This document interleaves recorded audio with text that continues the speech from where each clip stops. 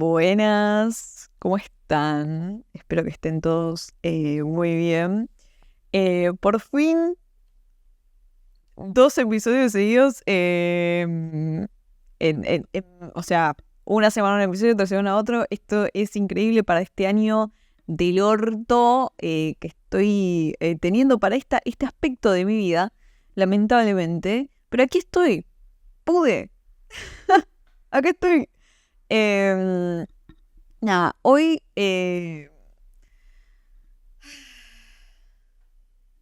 quiero hacer, o sea, por un lado quiero hablar de dos cosas en particular. Ya se dieron cuenta por la miniatura de este episodio que es un poco diferente porque dije, bueno, necesito poner monos en la portada del video. Porque hoy voy a hablar de monos, voy a hablar de El Planeta de los Simios, de toda la saga de esas películas, que son 4 en el reboot. Voy a hablar del reboot, no voy a hablar de las originales, esas viejas del 60, después Tim Burton hizo unas en 2001, bueno, no voy a hablar de eso, voy a hablar del reboot.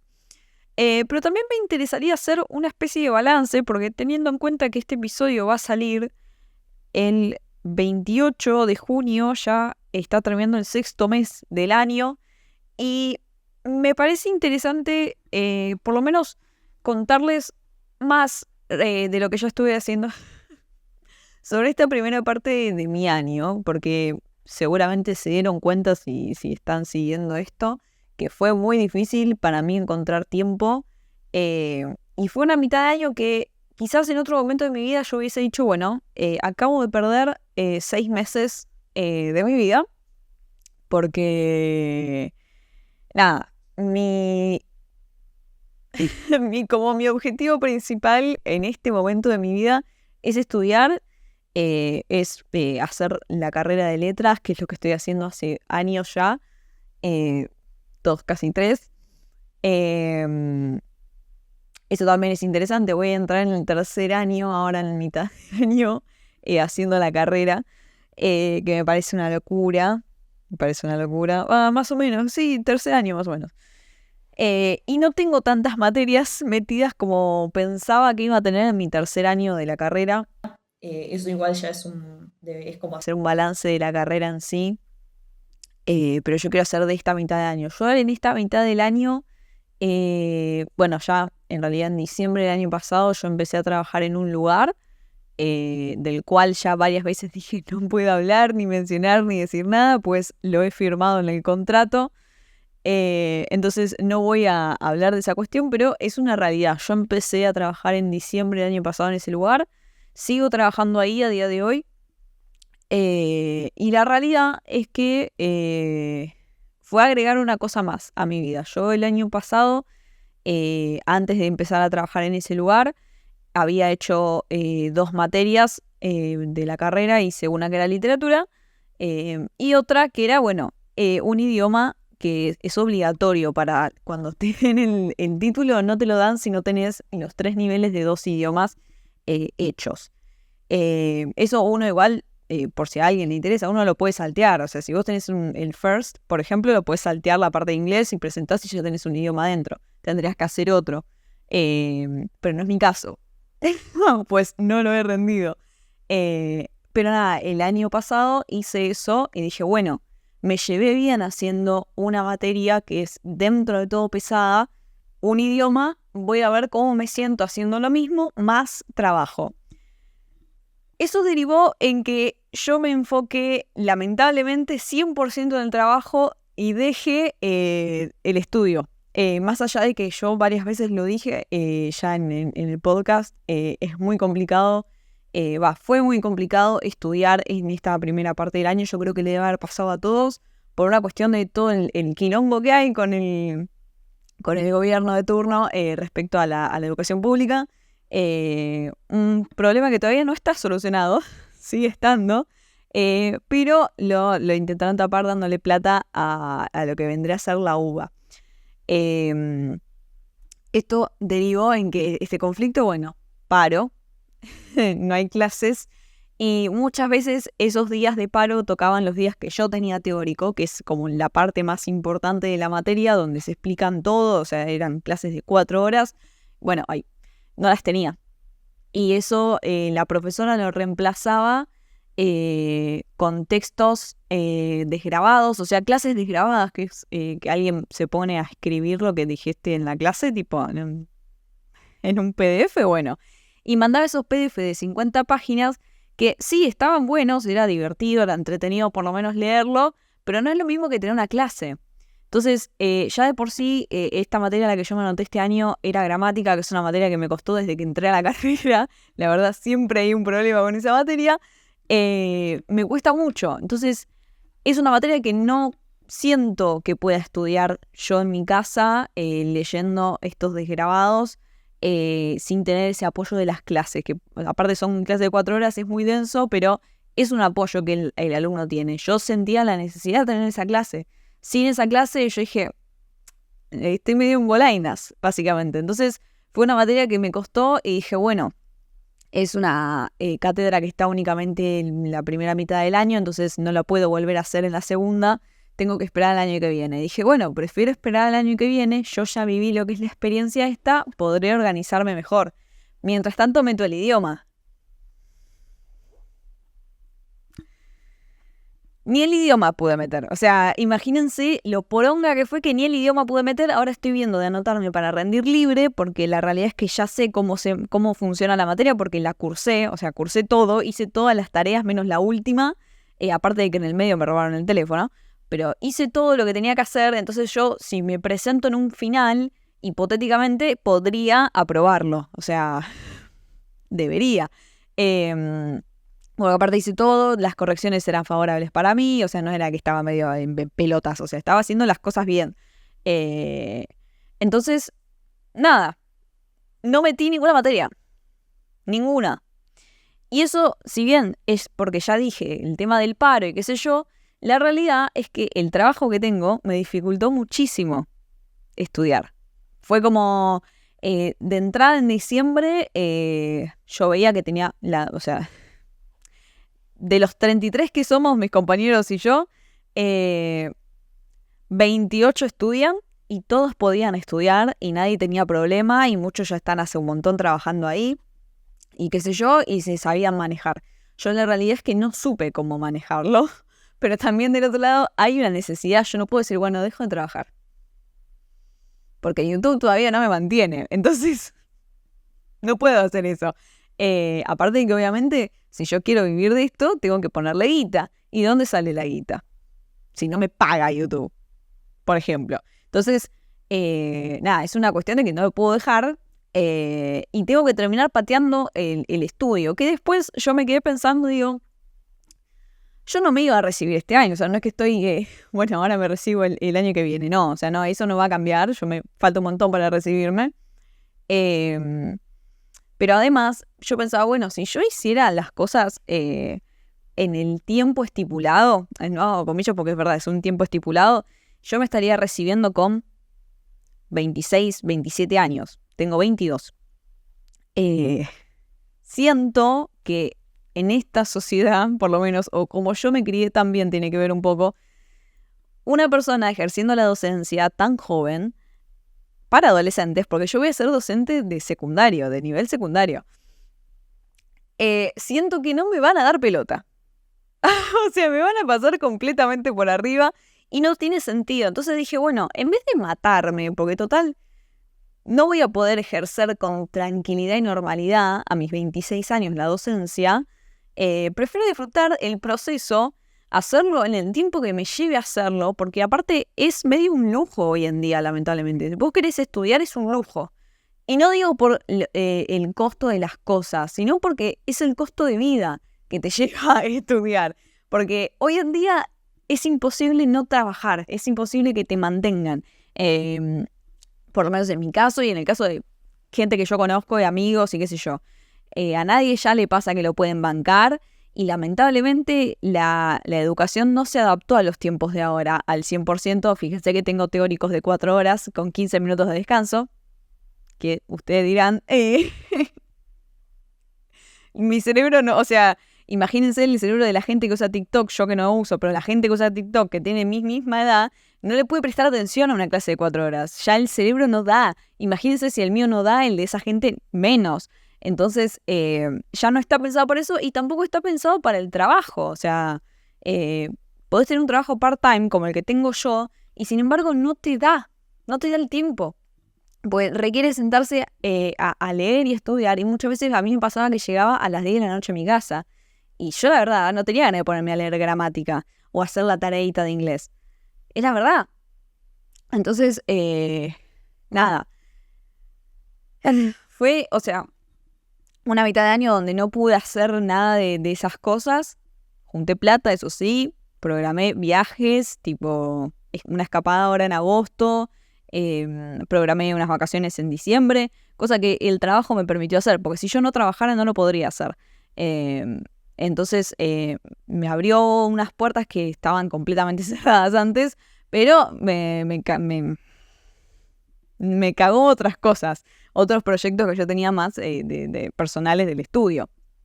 Pero sin embargo me sirvió para aprender. Y para aprender qué es lo que quiero realmente. Porque de ese trabajo aprendí muchísimas cosas. A día de hoy. Igual también me sirvió para confirmar otras cosas. Y para darme cuenta qué tipo de personalidad tengo, porque yo no me daba cuenta de esas cosas. Yo no me daba cuenta de las cosas que me decía mi madre, que eran verdad. Yo soy una persona que tiene mucha personalidad y que no se calla las cosas. Tipo, yo no me callaba las cosas con mi madre, nunca me las callé con mi padre. Si yo tenía algo para decir, lo iba a decir. Y me doy cuenta que eso soy así en la vida, en general. Y nada. Siento que eso es como un mini balance que puedo hacer de estos 6 meses. Que nada, lamentablemente fueron de esa manera. Lamentablemente no le pude dedicar el tiempo que quería a YouTube. Espero que a partir de esta segunda mitad del año pueda hacerlo, porque la verdad el canal, sin que yo ponga cosas, se mueve y le llega a más gente. Y hay un video que se está llegando casi a las 2000 visitas. No sé si para cuando suba esto ya llegó, cosa que me parece una locura porque es un video del año pasado. Pero bueno, a la gente claramente le está gustando. Y nada, lo está haciendo solo YouTube. Yo no estoy haciendo nada. Entonces necesito el tiempo para meterle a esto, porque si yo encima le meto, nada, voy a poder llegar a esos famosos requisitos para cobrar y para, bueno, vivir de esto, ¿no? Que al fin y al cabo me gusta. Así que, nada, eso es como mi mini balance. Y del otro que quiero hablar, que es como lo principal de este episodio, es del Planeta de los Simios. Yo sé que no tiene nada que ver con lo que venía hablando, pero esta saga de películas me enseñó que no todo es lo que parece. No todo es lo que parece. Mi padre es una persona que mira este tipo de películas. Y cuando digo este tipo de películas me refiero a Godzilla, El Planeta de los Simios, bueno, mira más allá de eso, ¿no? De películas de tiros, piña, patada, todas esas cosas. Entonces yo me imaginaba que El Planeta de los Simios era una garcha. Básicamente era una poronga. Dije, no, aparte está todo hecho con la IA. Y digo, ¿cómo te podés creer esto? Cuestión, hace unos meses ya, no sé bien cuándo, no lo tengo acá, salió la última película del Planeta de los Simios que tiene, que se llama Nuevo Reino, que pasa mucho después de la historia original, que son las 3 primeras películas, y te muestra cómo queda, ¿no? el reino de los simios, qué pasa con esa población de simios. Pero quiero hablar de algunas cosas que me parecieron interesantes de la película, más de las películas, que es, en principio, la historia, ¿no? El Planeta de los Simios, para quien no tenga idea, de forma resumida, tenemos a un tipo que es científico y el padre tiene Alzheimer. ¿Qué pasa? Él quiere encontrar la cura para el Alzheimer y tiene, bueno, esto es una de las cosas que me llama la atención, la motivación que tiene uno. Siempre la motivación que uno tiene viene de algo que vivió, que eso es lo más tremendo de todo, porque yo arrancó la película y digo, ¿por qué este tipo quiere, o sea, desea tanto encontrar la cura para el Alzheimer? Yo obviamente comprendo que, nada, es una cuestión que si se encuentra sería tremendo y es un gran hallazgo, sería un gran hallazgo. Digo, pero ¿por qué este personaje tiene tanto deseo? claro, pues lo enfocan al padre que no sabe ni quién es el hijo y digo, ok, ok. Entonces, ¿qué hacen? Con su grupo de científicos, todo, hacen una cosita, para un liquidito para inyectar y se lo van inyectando a los monos. ¿Qué pasa? Un mono, en un momento, enloquece, hace concha todo y el jefe del científico le dice, bueno, se terminó acá el proyecto, fue un desastre, ellos estaban haciendo una presentación de que, bueno, encontraron que los monos ahora pueden hacer tal cosa, son más inteligentes, qué sé yo, y que se regeneraba algo en el cerebro, bueno, whatever, la verdad no es tan relevante eso, pero el jefe, el capo, le dice, bueno, se terminó acá, ¿y qué pasa? Él decide seguir, pero de forma totalmente clandestina un poco. ¿Por qué? Porque se lleva a un mono bebé. Ese mono bebé es César. César es el protagonista en las 3 películas y es incluso quien deja un legado en el mundo de los simios, en la historia de los simios, que César es el nombre que le pone finalmente el padre del científico, porque estaba leyendo un libro sobre la historia del César, justamente.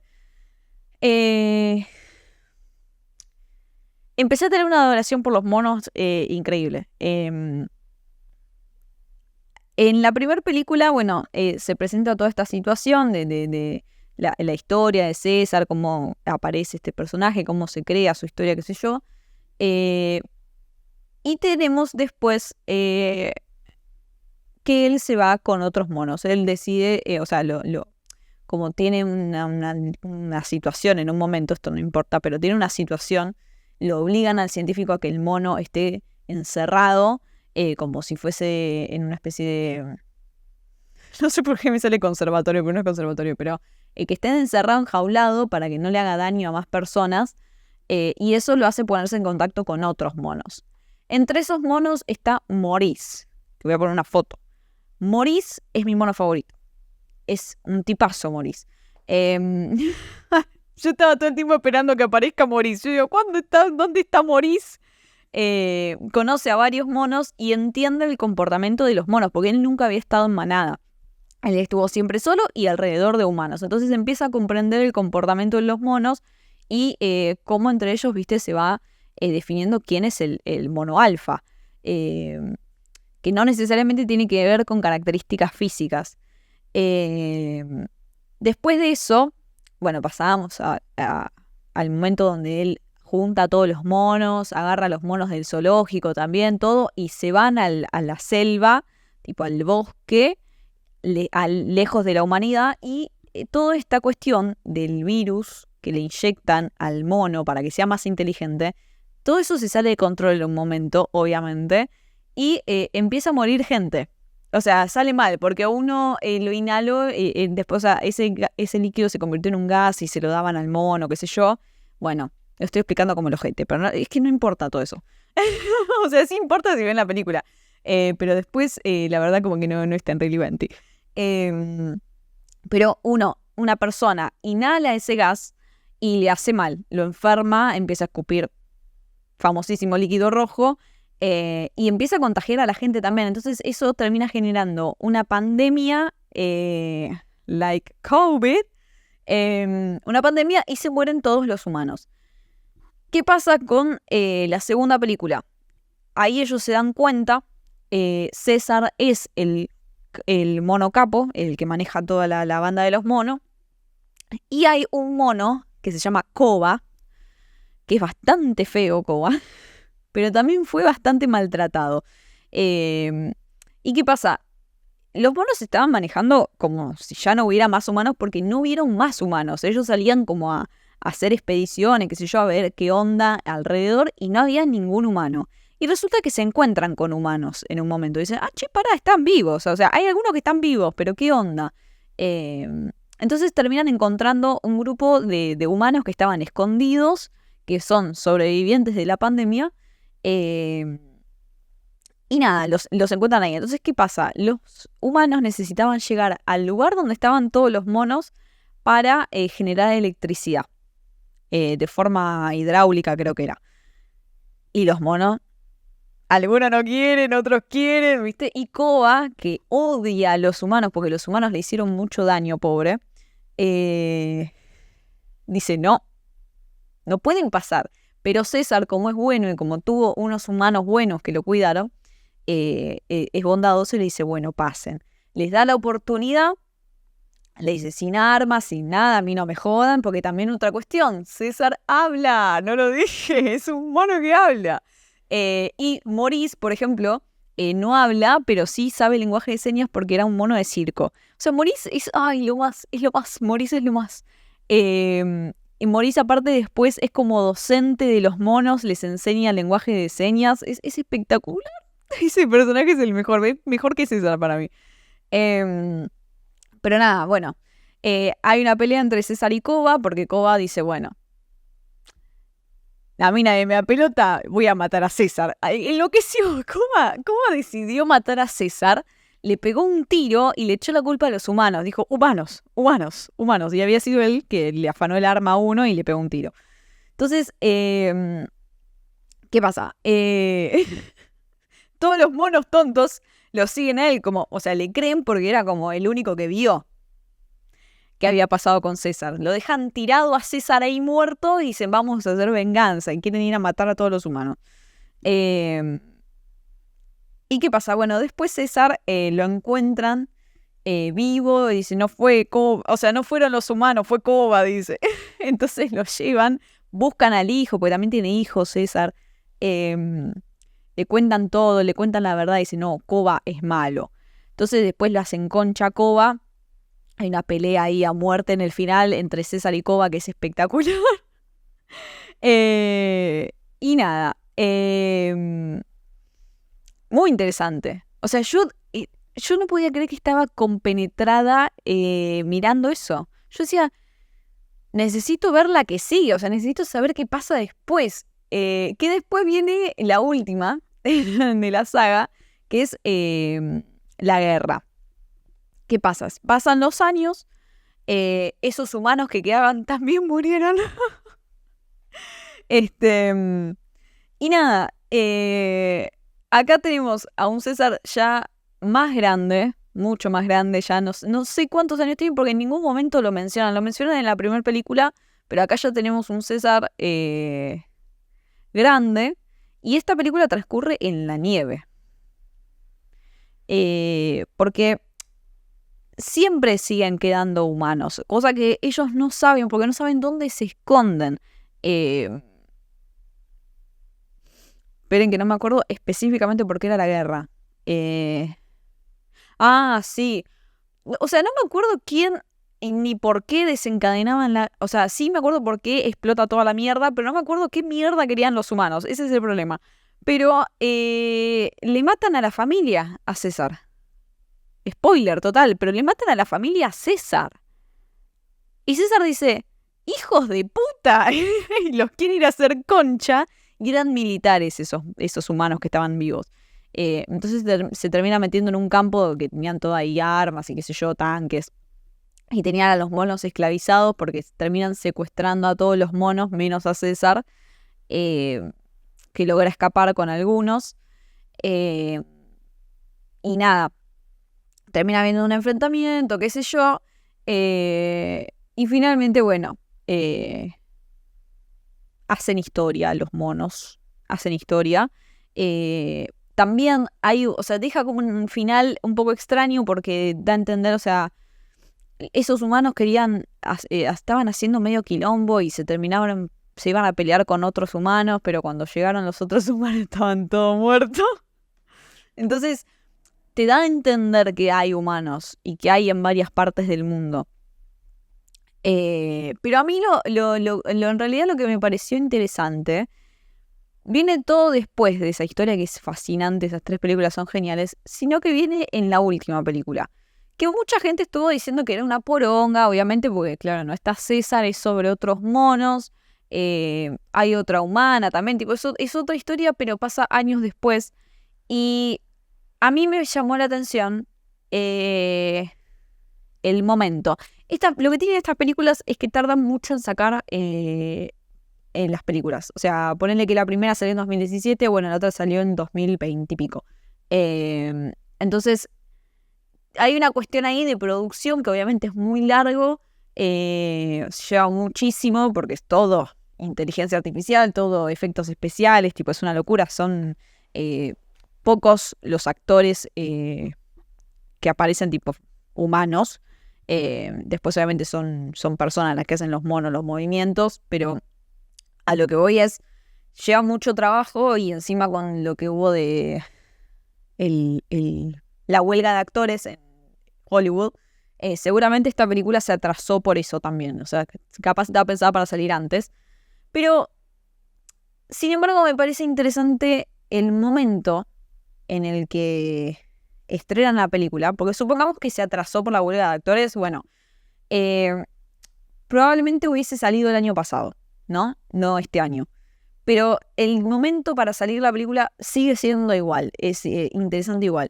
¿Qué pasa en la nueva película? Tenemos 3 monos nuevos que son tipo amiguis.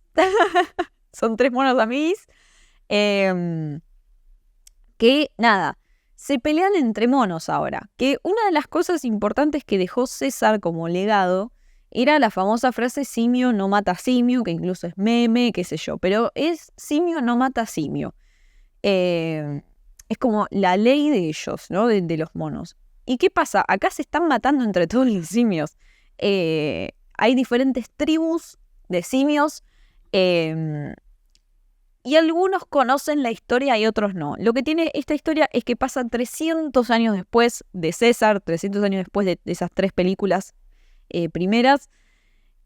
Y me parece interesante esta cuestión de la historia, de cómo la historia va cambiando dependiendo a quién la cuenta y cómo la historia se va modificando con el paso del tiempo. O sea, uno puede ver la historia, porque vos podés ver las primeras 3 películas que son la historia que después ellos cuentan, y después ves qué es lo que hacen con la historia. Que eso uno lo puede poner tranquilamente en los humanos. Que eso es lo más fascinante y por eso digo que me llama la atención el contexto en el que decidieron sacar la película y qué es lo que quisieron hacer con la película. Acá los nombres, la verdad no me acuerdo ninguno, porque ninguno fue trascendental para mí, entonces como que no, la verdad no me acuerdo, pero tenemos al protagonista que es un mono que van otros monos malos y le queman toda la tribu, le hacen concha todo. Se los terminan llevando algunos, qué sé yo, y él decide ir a buscarlos y recuperar su tribu. En el camino se va encontrando con diferentes cosas, entre ellas se encuentra con un mono muy parecido a Maurice, cosa que yo ahí dije, sí, mi Maurice, que ese mono era como de la legión de los de César, era un fiel seguidor de César, entonces se encuentra con este protagonista que no conoce la historia de César. Y le dice, pará, no conocés la historia de César, no sabés quién fue César.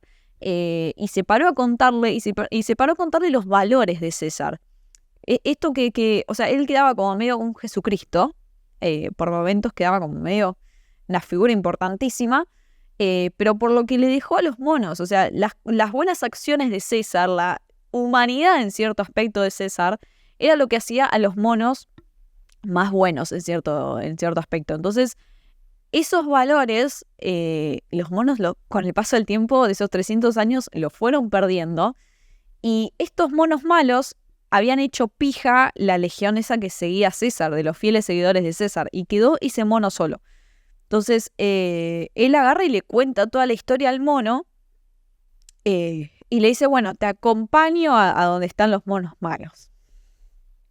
Cuando llega, se encuentra con que el capo de los monos se hacía llamar el nuevo César y predicaba cosas y los monos le aplaudían las cosas que decía. Algunos se lo aplaudían porque sentían la obligación, que eso es algo que se ve ahí en la película, que es también interesante, como algunos siguen fielmente lo que está diciendo y otros dicen, bueno, yo aplaudo porque no, me pueden hacer mal a mí, me pueden lastimar, me pueden hacer algo. Yo sigo porque me estoy cuidando a mí. Pero contaba una historia completamente diferente, ¿no? Y tenía este poder de oratoria donde, nada, convenció a todos los monos de que, o sea, muchas veces sacrificó a los monos para hacer cosas que él quería hacer. Y era como, ¿dónde está el simio? No mata simio, hijo de puta, mono de mierda. Yo estaba indignada con ese mono. Yo decía, ¿cuándo se muere este mono? Basta de este mono. Porque, ¿qué pasa? Terminan encontrando una base medio militar donde tenían un montón de cosas así, los humanos para comunicarse. El mono la encuentra y dice, yo la quiero abrir, yo quiero lo que está adentro. Ni siquiera sabía lo que había adentro, pero él quería lo que estaba adentro. Entonces, no la podían abrir porque era una puerta gigante de acero, no sé qué, no tenían la fuerza para abrirla. Agarró en un momento... Fue durísimo de ver. Agarró, hizo que unos monos se encadenen y traten de abrir la puerta así para abajo. Los monos hicieron fuerza y se murieron todos. Y yo me quedé así en el cine. Y tenía ganas de decir, mono, hijo de puta. Tipo, ¿por qué no te pusiste vos a hacer eso, la concha de tu hermana? Pero esas cosas, a mí o sea, salí flashada de ver la película, porque digo, bueno, a la gente no le gustó, pero la película tenía una finalidad y tenía un mensaje. Tenía un mensaje respecto a la historia. De que uno no, o sea, ¿qué es lo que yo digo siempre? La importancia de la historia. Si uno no conoce la historia, lo pasan por arriba. Lo pasan por arriba y lo gobiernan. Porque no sabéis la historia. Entonces, cualquier cosa que te vengan a contar, para vos va a ser la verdad. Que era una de las cosas que decía, ¿no? O sea, más allá de la pérdida de los valores que había dejado César y qué sé yo, es la historia, es quién era César, qué hizo César, quiénes eran los otros monos, qué hacía Maurice, por poner ejemplo. Si uno no conoce su historia, pasan esas cosas. Y eso se puede poner, pero sin ningún tipo de duda en la actualidad del mundo. La gente no conoce su historia. Y es gravísimo. Es gravísimo. La gente no conoce la historia de la humanidad. La gente no conoce lo que pasó hace unos años. Y no le interesa.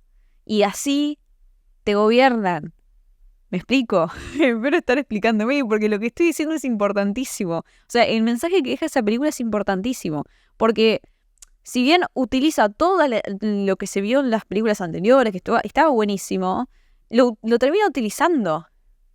Entonces es como que fue espectacular la película al final. Si bien tenía entonces, o sea, yo creo que la gente estaba esperando encontrarse a César, pero RIP César, perdón por el spoiler, pero RIP César, pero me pareció un trabajo excelente. Entonces, nada, estoy fascinada. Ahora no me paran de salir videos de monos en Instagram, cosa que no me quejo para nada porque me encantan los monitos. Pero nada, me quedé flasheada con esas películas, probablemente las vuelva a ver. Y aparte de esa importancia que tiene la historia, que yo lo digo constantemente, de que uno tiene que saber de historia. Tenés que saber de historia. Sí o sí, ¿no? Es obligatorio. Obligatorio. Lo otro que aprendí es lo que dije al principio, que no todo es lo que parece. Tipo, yo me esperaba que las películas fueran una garcha. Las vi obligada porque mi novio me dijo, yo quiero ir a ver la película de los monos al cine. Que para nosotros ahora es la película de los monos, no es el planeta de los simios, es los monos. Me dice, yo quiero ir a verla al cine. Bueno, me insistió. Yo intenté patearlo, esquivarlo como pude, pero hubo un día que no lo pude esquivar. Tuve que ver la primera y agradezco que me obligó a verla porque estoy a día de hoy fascinada. Yo estoy fascinada con esa película. Yo creo que hasta este momento yo expliqué todo como el ojete, pero lo importante era lo último. Esto de la importancia de conocer la historia. Pero bueno, eso es todo lo que tenía para decir. Estoy enamorada de los monos. O sea, no voy a decir que... ¿Motoreta? No voy a decir que son mi animal favorito porque la realidad es que no lo son, pero son divinos. Amo a los monos, son graciosos, son unos tipazos los monos. Pero nada, espero que les haya gustado este episodio, que se hayan entretenido. Lamento si hubo spoilers, si ustedes querían ver las películas, perdón, pero mírenlas igual, porque están buenas, si no la vieron. Pero nada, eso, espero que les haya gustado. En la descripción están los links a mis redes sociales por si me quieren seguir en algún lado. Y nada, volveré la semana que viene con otro episodio. Adiós.